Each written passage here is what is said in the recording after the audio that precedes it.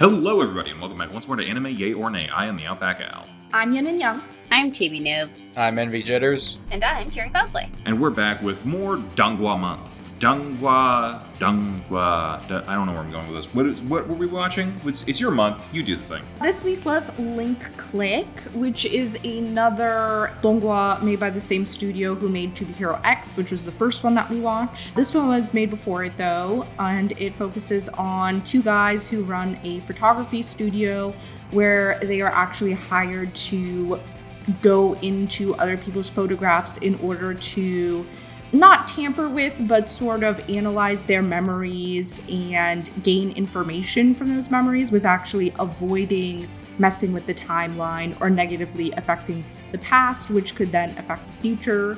So a lot of it is about, one guy kind of stays in the current time and analyzes the situation because he can see everything that happens in the photo at that time. And the other guy dives back into the photo. So a lot of this first season is sort of episodic, focusing on them helping other people who hire them. And then there's sort of a running plot that goes throughout it, though. That starts with the first episode, Emma. Okay. It's a good synopsis.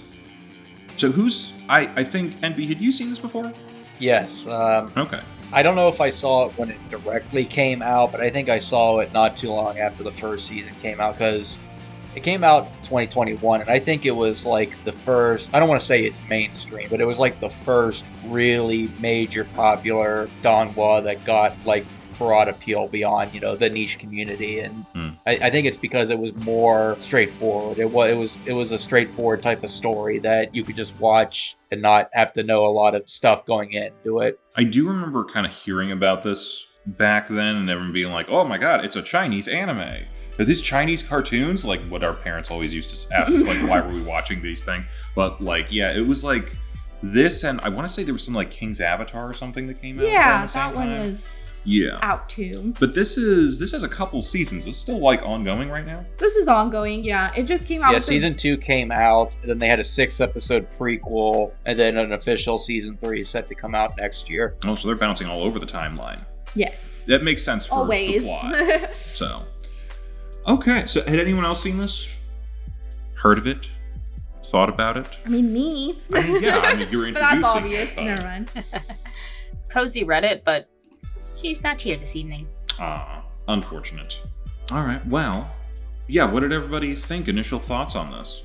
So for me, I had watched it back when it came out. I think I started watching it when the 5th or 6th episode was out, and I started hearing good things about it. And I really enjoyed it as soon as it was out. I watched it in the original dub, the Chinese dub. There was no English dub when it came out, and it was on Bilibili, I believe. Nowadays it is on Crunchyroll. I really was drawn in by the story and the characters. I feel like this is a very character-driven show. Every time we meet like these side characters, they really make you care about them. Like with Emma and with the noodle lesbians and everyone else, the basketball guy. I feel like they do a really good job with a short amount of time making you like kind of fall in love with these side characters. And at the same time, you grow to love the main characters too. Their dynamic is really interesting and you get a sense of who they are and their conflict, with the one guy with Lu Guang being more like, okay, we have to adhere to the timeline. He's very focused on maintaining everything. And so he's more like order and the other guy's a little bit more chaotic and emotionally driven. When it comes to Cheng Zhaoshi. So I like how they're kind of opposites, but they work well together. And their relationship becomes really interesting as time goes on. They have a lot of chemistry with each other. And Chaling is also, she's like the quote unquote landlady. She's also a really good character who's very close to them. And you can start to see her relationship with Cheng Zhaoshi, especially in I believe the 3rd and 4th episodes. You see like they grew up together and they have like a sort of sibling dynamic as well. She's not just like the landlady or whatever, she's their best friend. So I really love all the characters. That's what really got me into Link Click. The concept is really interesting too. Like Envy said, it's very straightforward. It gets to the point and it's simple enough that you understand it pretty quickly. It's a very easy series to get into, but as you start diving in further, there's just so many more layers, and as it goes on, it becomes more streamlined and less episodic, especially in season 2, which has a very thriller-like feel that I enjoyed as well. And it's focused less on the individual cases, it's more on a very specific plot line. But I think all of the seasons, the 2 seasons and the Britain arc, were all equally good, but for very different reasons. So I think this show really mixes it up a lot in different ways with every storyline that comes out. And I've never been bored with it. I mean, I think it's always A+. I've never felt like it got worse or anything like that. The Britain arc is a different studio, I believe. The style is similar, but you can kind of tell it's a different studio as far as I can remember. I could be wrong, but I'm pretty sure they switched. Still really good though. But yeah, and I love the animation. I think it has its own style that really works for it. And the openings and the endings are, you can't skip them. They're unskippable. They are great, just like To Be Hero X. The ending in particular, I really love the song, but the beginning with the animation, everything is iconic. This is definitely one of my favorite donghua that I've ever seen. I think it does everything really well. So I love this show. And it's really like gained a great fandom behind it too. You know, it's grown so much since when I originally watched it. Like, it has become very popular, not just in China, but in the West and in Japan a little bit too. So I think it's ever growing, and it's always been really strong. I hated it. Yeah. No. I enjoyed it, and I do agree with what Yin said. It is you come for the premise and then you stay for the characters, and yeah, the dynamic between the 2 main characters are great, and it definitely gets a lot more intense as the seasons go on. I will say though, you mentioned it not being on Crunchyroll. That's because when it came out, it was a Funimation exclusive. Remember Funimation? Yeah. Yeah, that was before Funimation got merged with Crunchyroll, and let me tell you, watching it on Funimation was a disaster because the translator notes or the subtitles, they didn't even try. It was like they put Google Translate, and it was the auto translate. It was a mess. I don't know how I managed to watch it like that for all those episodes because it was bad. I was glad when Crunchyroll took over and they actually got real translation notes. It has a really good dub too. Like, once the English dub came out, I mean, it's fantastic. I love the voices. Well, they actually have a Japanese and a English dub too. Mm-hmm. So you can whatever one of the 3 languages you prefer. I'm wondering if whenever they were first bringing it over and like adding the subtitles to it for Funimation, I wonder if they were like, well, Chinese anime is not going to be a thing, so why bother putting actual effort into it? Probably. That probably was their mindset, but then it blew up and people really liked it. And this is why you got eaten by Crunchyroll. Yeah. No, yeah. I agree, especially with what you were saying about, like, they do take a lot of time to craft each individual story and the characters with that. Like, the story of the secretary and the noodle shop owners. I liked it's a very short amount of time, and not only that, you're getting very small snippets of their life. So it's basically you'll have to do like a highlight reel a little bit of things, but you have to like establish like the entirety of these characters. And I think they did a really good job of that. I think that is something that we used to see a lot more in some more episodic shows here and there. I'm reminded like of Cowboy Bebop a lot sometimes, because like it's my favorite show, but like it also is a mostly episodic series where it's like, we're gonna go here, we're gonna meet these 2 people, and they're gonna be the central figures for the story that we're gonna tell, and it's gonna either end badly or maybe okay, but like you're gonna remember these characters. So I did like that. And I do like how their emotional core of their story corresponds a lot to what Lu Guang and Cheng Zhaoshe are talking about too. Like, you can see the storyline about Cheng Zhaoshe's family, like how his parents seemingly abandoned him or disappeared or something when he was little. And he always kind of has that in the back of his head. It's been really traumatic for him. And you can see it come up in these episodes, especially in the arc with the basketball, though I don't remember how far you guys got with it. Yeah, that's a good question. So we said 3 episodes, but did anyone watch further than that? I know Envy did, but like... yes, I did watch the basketball arc. Okay. Oh, okay, so you finished the basketball arc. Yes. Oh, that one was depressing. So It was very depressing. It was so sad. But it was such a good arc. Chibi, before we go into spoilers on that, did you watch it? I only watched 3 episodes. Okay. Oh, okay, never mind. The basketball thing continues, if you couldn't tell from the cliffhanger. A lot of cliffhangers in this show. So many cliffhangers.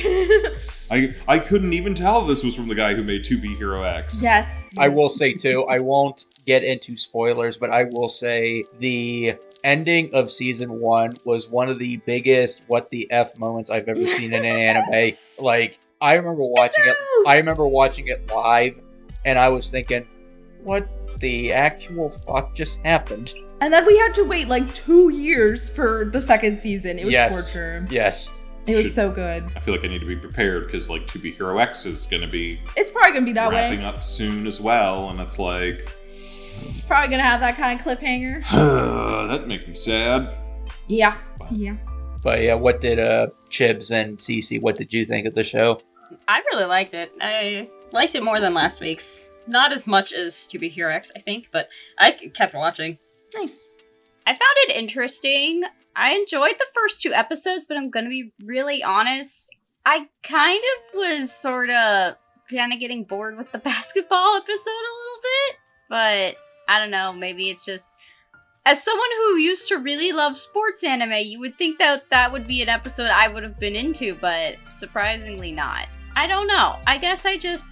I think I would have preferred it to be a bit more like episode 1 or episode 2, a little bit more throughout, but I don't know, maybe I was just getting sort of bored and not paying attention enough to really focus on the 3rd episode, but I don't know.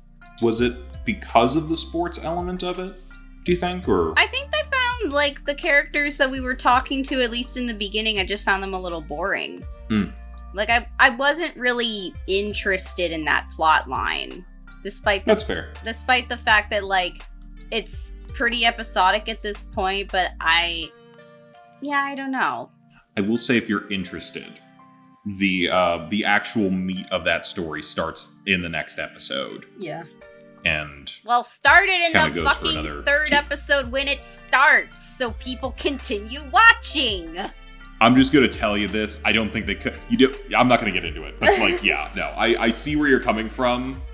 Give them the meat, or at least a morsel of it, at the end of the 3rd episode. I see what you mean, but I will kind of defend it. I think the basketball lead up kind of worked. At least it worked for me. I don't know. I think I got a sense of how Chung Jia was navigating the situation, and also the kid, whatever his name was, the guy with the glasses. Yeah. I think the buildup of what was going on with the basketball team and the things shutting down and everything and their dynamics helped me to care about what happens next, which I can't say what it is, but it's I think it worked for me, but I can see why you could get bored and it might not work for you. I'm going to disagree with you there, because I actually think the next episode is where I started to care a lot more about those things. Oh, you didn't care during the basketball? I cared about the basketball because at that point, the guy who's going back in time is starting to mess with things. And that created intrigue for me of, okay, what's the butterfly effect? What's the domino effect? What's going to happen now that he's changed something? Yeah, I feel we got a little bit more of him, with his past with Wu Guang, when they met and everything, and what Chung Jia really cares about. I think that was how he, I said, how he was navigating that situation, I think made it interesting. Yeah, and I think that was kind of because the first 2 episodes, we do cover the rules, but we don't really go into well, what happens if, you know what I mean? And this was the first time that it kind of looked at the possibility of, oh, what if you do change something? I mean, it did with Emma a little bit in the first episode. Oh yeah, but no, that at the same time, he didn't do anything to really change stuff. Yeah, he did. Yes. Okay, he did, but not in a way that was going to blow up the world, going back 8 years or something to then So but he texted the family, But- and then but she she ended up died. getting kidnapped. Okay, yes, but I feel there's a big difference between changing something from a week ago versus changing something from years ago. We watched Steins Gate. I guess like there could have a bigger effect if that's what you mean. Yeah. That's what I'm talking about a little bit. Like what would have happened had he changed something in the past back when the noodle people were in college? Mm-hmm. That could have made things very different. I see. I guess for me, I just sort of wish that, like, the thing is like, we're constantly reminded that they need to play by the rules, but at the same time, it's also like they're being a little loosey-goosey with it. And it's sort of like, yeah, there can be consequences, but then also sometimes there might not be consequences. That's just... It gives Doctor Who. That's sort of the vibe I'm getting, and it's like, can we at least just keep it consistent of, hey, don't fuck with shit? I think like the way Luguan talked about it, it sounds like there's like certain nodes that can't be changed. And then it's like, there are certain things that won't cause a butterfly effect. Like, and he can kind of see what that might be, but like he mentions like, oh, this, like doing this will like mess with things, but doing this might be okay. I mean, we've talked about time travel on this podcast before because we've reviewed several time travel related things. I feel like every single piece of media, whether it's a movie or TV show or a game, has its own unique rule set for time travel or messing with the past. So it's almost like you gotta do it by like a show by show basis or a case by case basis. Yeah. I think this one kind of goes with like, we talk a little bit about like butterfly effect and that earlier, like mentioned it and whatnot. But like, I do think on some level this has some realistic elements of what can be changed and what can't. And that, because like, if I'm just thinking about what goes on in my day, does it make a difference if I eat toast or cereal for breakfast? In the long run, will that affect me in a major way in the next 6 months? Probably not. So could little things like that be changed without causing a major effect? Probably. But if I suddenly got hit by a car, that would change quite a bit, presumably. So at the very least, because I've tried to think about time travel here and there, and I'm probably going to talk out of my ass for a minute, but looking at cause, effect, and all that sort of stuff, and I'm like, how far can a ripple go out when there's so many other events going on?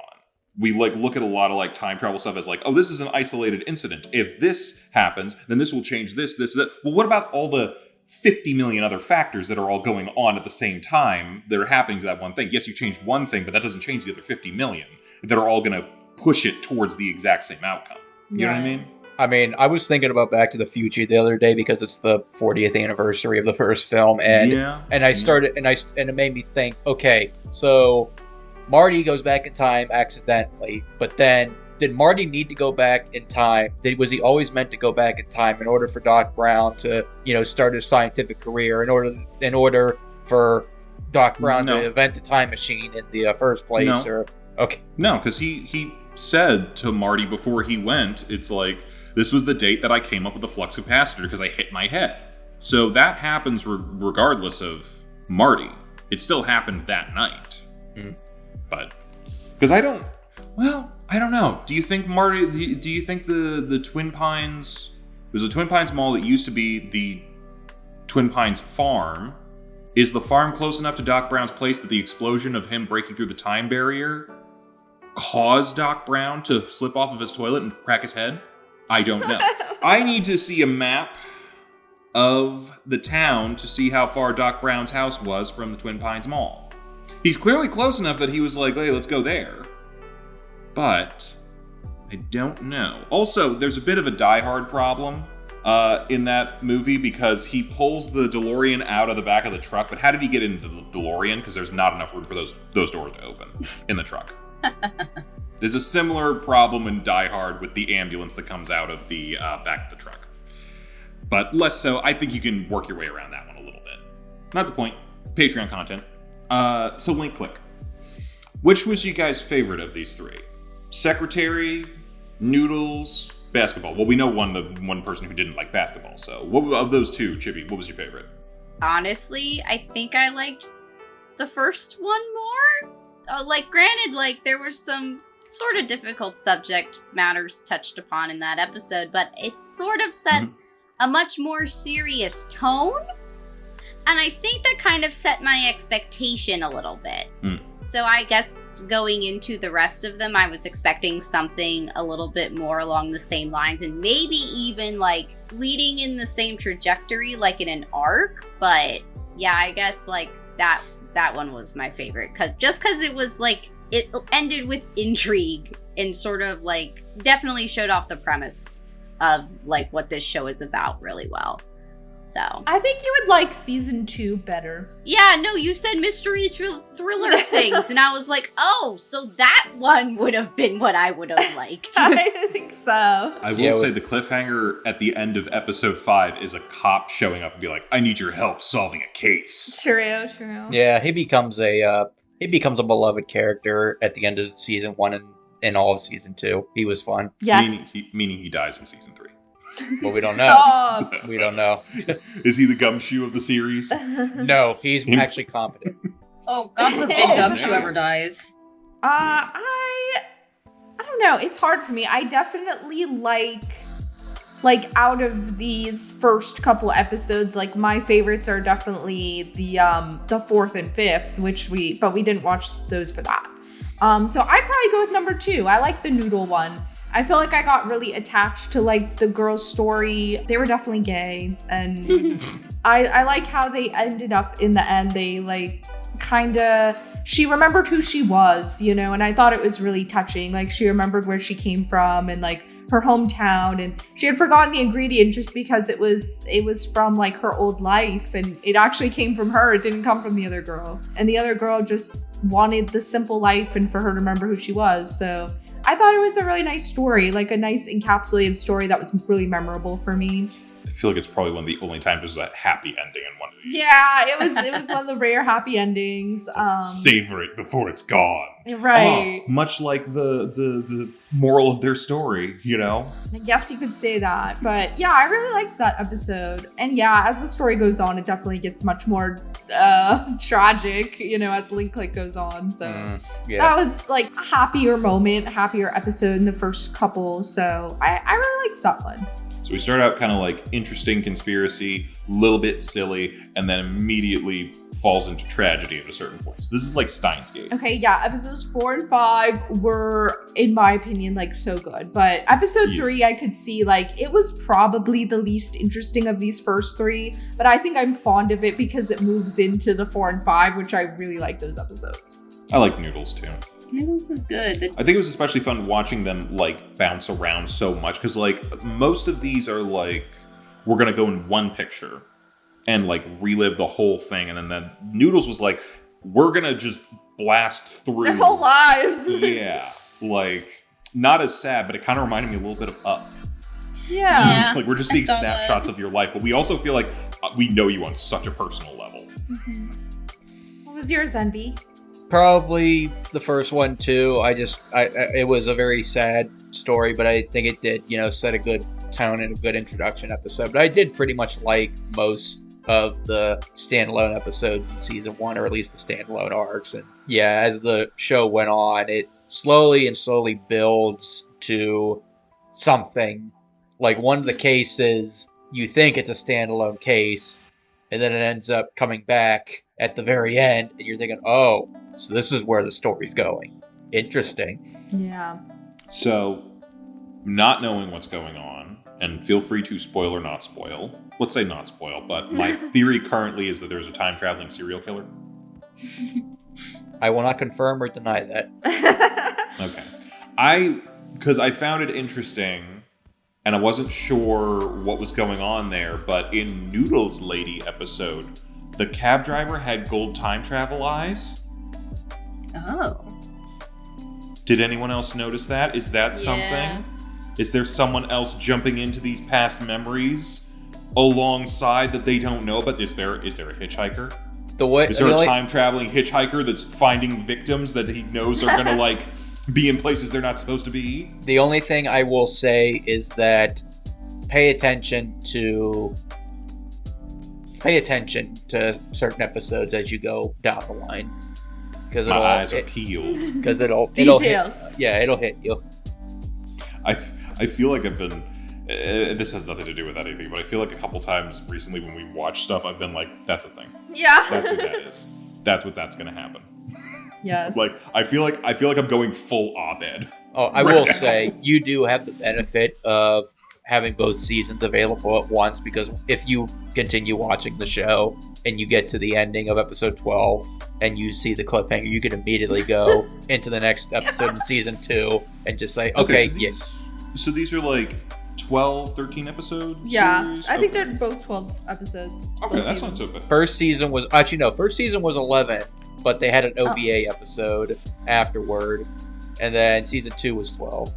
It makes me a little sad that there's so little at this point after 4 years, but... Wasn't there a weird, 5.5 episode, and that's why the episode counts weird? No, well, yes. It was an OVA that kind of told a standalone what-if type story. It was entertaining. It's basically this guy he's trying to marry this girl whose father runs a temple, and the only way that he will get his daughter to marry him is to beat him in a fight, and so he watch him train over and over and over and over again in order to get the guy to marry his daughter. So it comes back, that stuff, right? Yes, it does. In season 2, it comes back. But yeah, so it's kind of standalone, but definitely still watch it. It's very important.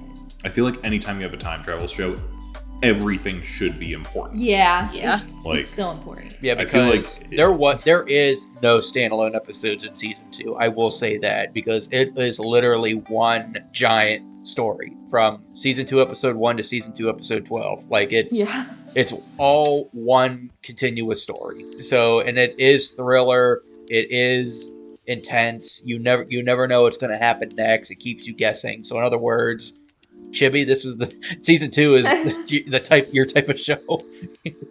All you got to do is get through 9 more episodes. I definitely binged season 2 in, I think, 2 sittings, but I could totally watch it in 1 sitting. It feels like a movie. I don't know. It was so good to me. I watched it week by week, so I had to keep guessing every week.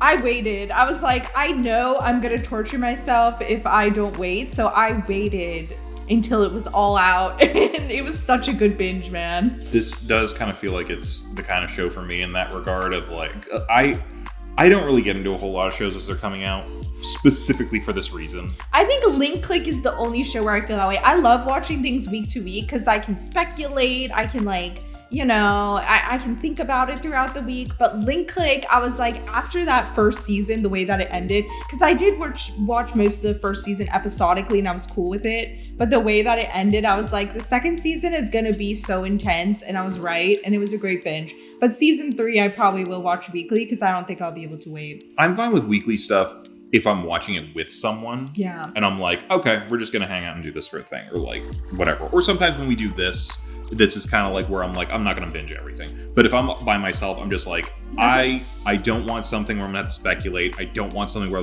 I want 12 seasons that are already finished. I've never even looked into this series before, and now I'm just going to go through it, and the fandom's already dead. I don't care. I'm just getting into it now. But that is another thing that I like about watching things weekly, is you can kind of watch it along with the fandom and engage in discourse and everything, and it's pretty fun. Other than this, I really don't do that.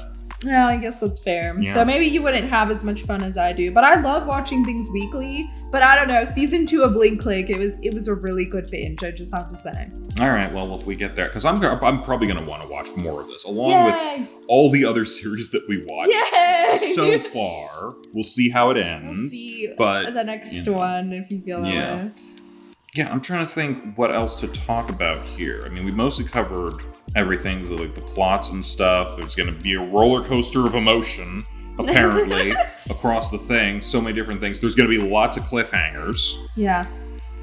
Character-wise, it feels like we have our central 2, and that's going to be our through line throughout the entire series for the most part. We also have our tag-along girl. Don't call her that. I love Landlady. I'm sure she's great, but we know these two are the two for each other, so we don't even gotta worry. It's she's a Sakura. Yeah, I will say that in later seasons, I kept thinking, they're not best friends, they're roommates.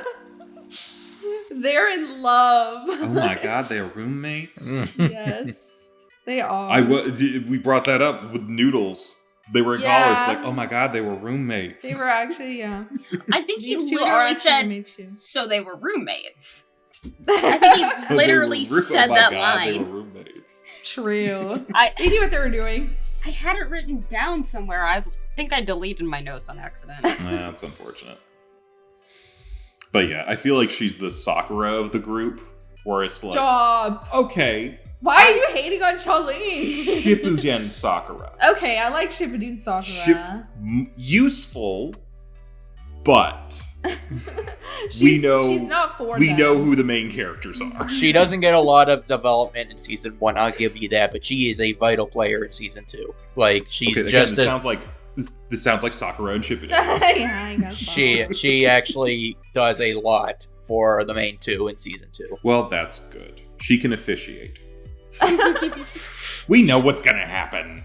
Yeah, they are in love. Yeah. Well, the funny thing too is that this is a donghua original. There's no source material, so they can literally do whatever they want with the story. Damn right. Yeah, except the censorship. Look, Kill they can us. censor whatever they want. We know. We know We know. deep down, it's true. But yeah, I love the characters in this. I already kind of talked about it a little bit, but especially as the series goes on, it's easy to get like so attached to these characters.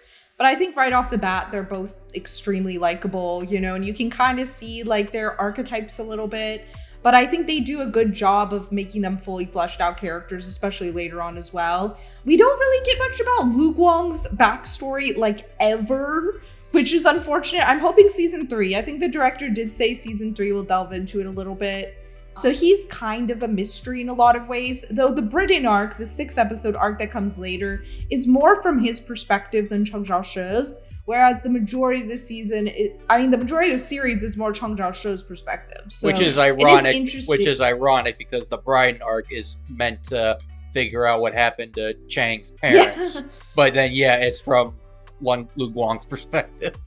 Yeah, it's told in a very interesting way. Like, you guys will see, it's a prequel, but not a prequel, so it's interesting. To be honest, I think that would be interesting because I think on the one hand, like, looking for his parents is interesting and it is very important for him. But also, I would like to see it from a more analytical perspective as a detective mystery kind of thing. Yeah. Because, I'm gonna be real, we know who the Sherlock and who the Watson is here.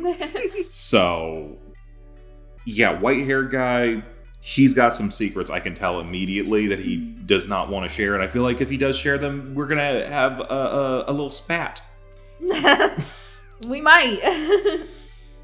But yeah, it's definitely interesting to see. And once you do see, if you go through and watch towards the Britain arc, it'll kind of change your perspective on the whole show in a way. Like, it is interesting to watch how that unfolds. So as the timey-wimey stuff happens, I think the show becomes more and more interesting as you see like the other perspectives and you do see more with Lu Guang and things that he has done as well. So I think it really transforms a lot. Like, upon rewatch of season 1, I'm like, interesting. It feels like we're not going to get to it, or maybe they just never bother. How does the time travel work? They do explain it, kind of. Okay, all right, then I'll save that for that. Question. Can white-haired guy time travel? He has not he done jump it. into the pictures? He's not done it yet. So I'm going to say no. Okay. Yeah, so he's the guy in the chair. Yes. That's his power. Yeah. Chang's power is physically going into the picture or any photo and going physically in time, and Lu Guang's power is seeing it through his magic eyes and directing him. Okay. Yeah, the power stuff is explained a little bit later on. Like, you get a little more info about that, and you'll see like other characters and stuff that have these kind of abilities, but I don't want to spoil too much. But there's a lot more going on with that later on. But everybody has like their sort of special ability, I guess. I also think that it's good that they have this business because they are in they're at, like, the business that they run is a dying business at this point in the digital age. So, like, I'm sure some people still do, analog photography and all that sort of stuff, but like it's not around much anymore. I mean, it's a niche that probably has a decent following. I mean, look at vinyl. Who'd have thought a couple years ago vinyl would be back? Yeah, I but, mean- you know... I mean, as far as digital photography goes, you can still print out pictures on your computer. Yeah, but, like... They you had a don't- whole dark room, though. They need that to do the film, like, development and stuff. Like, people don't do that anymore. Yeah. That's a whole other But thing. it could be a niche. I think It Andy is- has a point. It is a niche. It's actually like old school photography is more of a hobby for a lot of people. Yeah, which is why I feel like most people would have, like, some sort of setup for themselves to do that. Like, I don't think you can make enough money running a business like that. That's fair. Unless you're in a position of, like, we are the only name in town and everybody knows us. But it doesn't sound like they get any foot traffic. I think it is So- mostly the other business. It's a front. Yeah, it's a front. Yeah. Anyone looks into them, they're like, how are you actually making your money? There is no way you're actually making any money off of this actual photography development. I mean, you Like, could say that it's for a a lot of front. stuff. I can. Most of them are fronts for the mob. They're just time traveling, you know? Have you ever really thought about Long John Silver's? I mean, back Does in the anyone day, know? back in the day, I used to like them. I haven't been to a Long John Silver since I was a kid, but Yeah, no one has, and yet they're still around. Why? Mob connections. We are now a conspiracy theory podcast. I want to hear all your craziest ones. Okay, but there's one near my house, Long John's A&W, and I would go there Yeah? sometimes for the root beer floats, and they just got rid of the A&W half. It's just Long John's now. Okay, and you ever actually seen people in there? For Long Johns? No? Because it's Oh. the mob. I mean, I'll tell you. Go ahead. well, I was just gonna say, I mean, there's also one near me. I'm not sure if it's still open, but I mean, I do remember going in there and eating. When? Oh god, I was like 10. Yeah, exactly. I've never been in one at all. Yeah, I mean, it's the mob, man. in all seriousness, That's like, where Sleep with the Fishes comes from. well, I mean, you know that it's fast food, and it tastes as probably as good as fast food seafood would be. Although their hush Do you wanna puppies hear- were really good. I don't think I've ever had Long John Silver's in my entire life. The hush Do you want to hear my craziest conspiracy theory? Okay. All right, I'm gonna tell you this. I am not a flat earther, Okay. but the Earth is not a sphere; it's a cone, and that is how Santa Claus is able to get to around the world so fast. He slides down it. Okay. All right, please continue with what you were saying.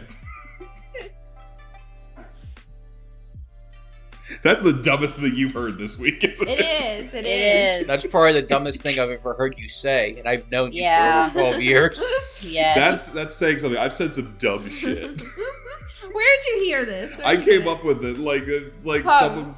Yeah, He slides down the cone. think How about does it. he get North back Pole. up? The cone. He has all Chibi. He has all year to do that. He has to slide down the cone in one night. He has to be at the top of it, the North Pole. Yes, but that's how why does he he's get around the Alpha entire Elf. thing? It's a spiral slide. Come on, get on my level here. All He's gonna be missing a lot of locations. Well, not everybody celebrates Christmas. It is true. However, it doesn't make fucking sense. Go back to school. Nope. Yes. This is absolutely true. This is absolutely true. And it's why Antarctica is ice, because all the water gets packed down there and it solidifies. What about the Arctic? With the North Pole? The Arctic up top, oh, that's magic. He keeps it cold so that he can slide more easily. I'm too fucking asleep for this. Can we continue, please? I have an answer for everything. All right. So anything else we should discuss about Link Click? Or thoughts on it? When is the new season coming out? You Next said? year. Next year? There was a trailer, so Oh, there's some okay. hype. Cool. I like that the one guy kept jumping into women's bodies and just being constantly frustrated about how women are treated. Just like, oh, women know no peace. Deal with True. this stupid Oh my fucking God, man again. He actually walked a mile in their shoes. He did. Good for him. All right, I think I'm a full yay here. This is very interesting. I like a well thought out time travel story, and this seems like a very well thought out time travel story. So, and yeah, not to get into spoilers because some people haven't watched through episode 5, but like, yeah, it gets, they they hit you with some stuff, and it's very interesting. And they're leaving you a constant cliffhanger. So I'm like, okay, what point can I drop this? I can't. Fuck you, Link Click. Yeah, of course, I'm gonna give it a full yay. I love Link Click. It's not only one of my favorite donghwas, it's one of my favorite animated shows, across the board.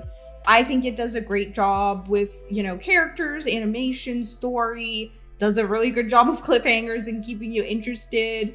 And I think it really, I don't know, it has like these powerful moments that are just very emotional that really get me. And I think it's good at building that sort of thing through the characters and through the story that they make. And to me, like, that's what's really memorable in stories in general and in TV. So I think it has so many elements that make me just really love the show and make it one of my favorite shows. So I'm definitely a full yay, and I recommend it heartily.